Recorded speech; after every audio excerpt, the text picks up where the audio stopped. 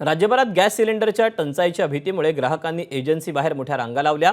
अनेक जिल्ह्यांमध्ये घरगुती आणि व्यावसायिक सिलेंडरचा काळाबाजार सुरू असल्याच्या घटना घडल्या। या प्रकरणी अन्न नागरी पुरवठा मंत्री छगन भुजबळांनी विधिमंडळात निवेदन दिलं। देशात एलपीजीचा मुबलक साठा असल्याचं भुजबळ म्हणाले। तसंच गॅस सिलेंडरच्या काळाबाजारावर राज्य सरकारचं लक्ष असून आतापर्यंत 1200 पेक्षा जास्त सिलेंडर जप्त केल्याचं भुजबळांनी सांगितलं। तुटवड्याचा सामना करावा लागू नये म्हणून एलपीजीचं उत्पादनही वाढवल्याची माहिती भुजबळांनी सभागृहात दिली।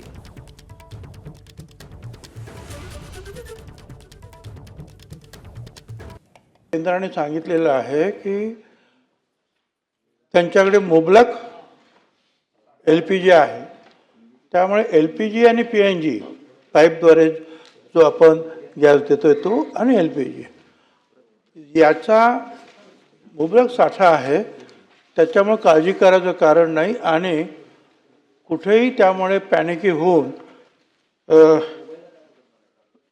रांगा लावणे किंवा ब्लॅक मार्केटिंग करणे वगैरे हे होता कामा नये। घरगुती गॅस त्याची पूर्तता केल्यानंतर त्याच्यामध्ये प्राधान्य दिलं आहे।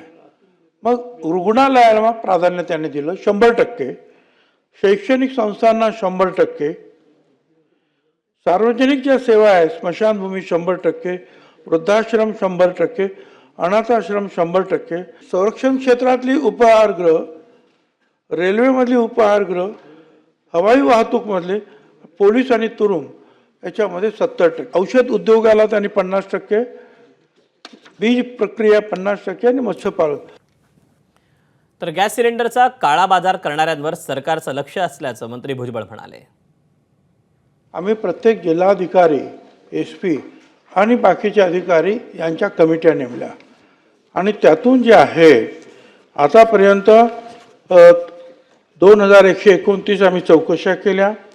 गॅस सिलेंडर जप्त केले 1208, 33,66,411 रुपयाचा मुद्देमाल जप्त केला।